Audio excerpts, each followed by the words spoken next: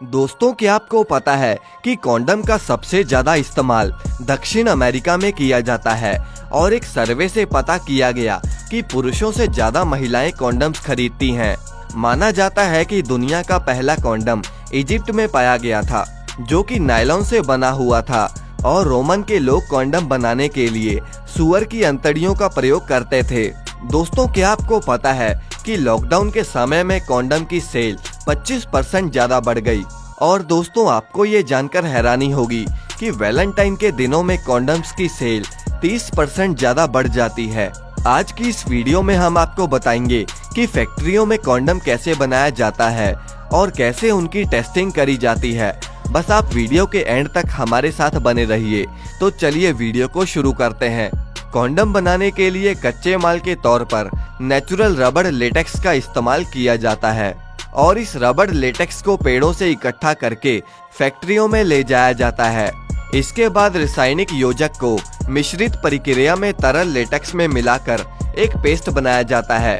Condom बनाने के लिए फैक्ट्रियों में बहुत सी कांच की बनी ट्यूब्स होती हैं और फिर ये ट्यूब एक एक करके इस तरल लेटेक्स में डूब जाती हैं और फिर इन ट्यूब्स को एक एक करके इस तरल लेटेक्स में डुबो दिया जाता है, जिससे इस पर एक लेटेक्स की पतली सी परत आ जाती है और फिर इसे प्रोसेसिंग लाइन में भेज दिया जाता है।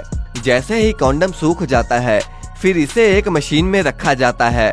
यहाँ इस रबड़ को चिपकने से रोकने के लिए पाउडर से इसकी कोटिंग करी जाती है और इसके बाद इन कॉन्डम्स को बड़ी बड़ी वॉशिंग मशीन में अच्छे से धोया जाता है।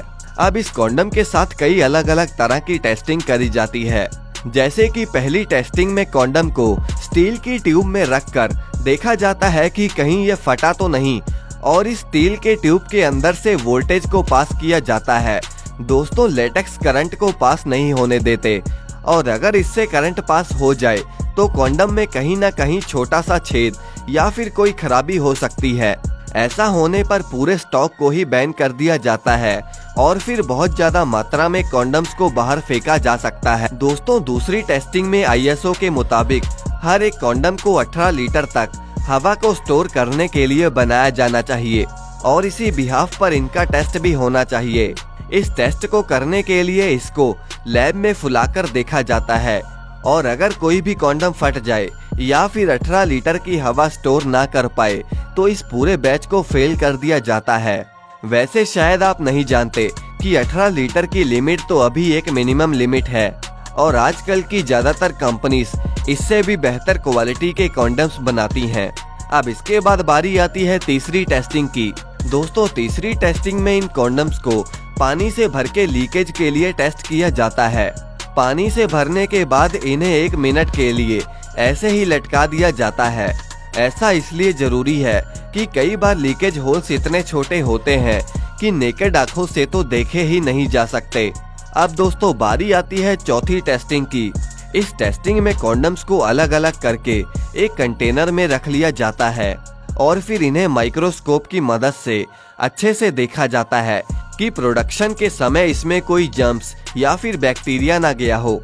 दोस्तों, इन सब टेस्टिंग के बाद इन कॉन्डम पर चिकनाई, फ्लेवर और कीटाणुनाशक डाला जाता है और फिर ये कॉन्डम पैकिंग के लिए जाते हैं। दोस्तों, अगर कॉन्डम्स की ये सब टेस्टिंग ना की जाए, आपका डॉक्टर का खर्चा बहुत बढ़ सकता है। इसीलिए पूरी तसल्ली के बाद ही कॉन्डम्स को पास किया जाता है और मेडिकल्स पर भेजा जाता है।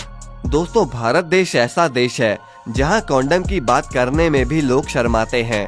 कॉन्डम न सिर्फ जनसंख्या कंट्रोल करती है, साथ ही में बहुत सारी बीमारियों को भी रोकती है, जैसे कि HIV या फिर एड्स। दोस्तों, कॉन्डम्स के बारे में लोगों को जागरूक करना बहुत जरूरी है, नहीं तो ऐसा टाइम भी दूर नहीं कि भारत की जनसंख्या पहले नंबर पर आ जाए। तो दोस्तों, ये थी आज की वीडियो। वैसे आप अभी कौन सी क्लास में हो या फिर कौन सी जॉब करते हो, हमें कमेंट में जरूर बताएं। और अगर आपको ये वीडियो पसंद आई तो इसे लाइक करके चैनल को सब्सक्राइब करना ना भूलें।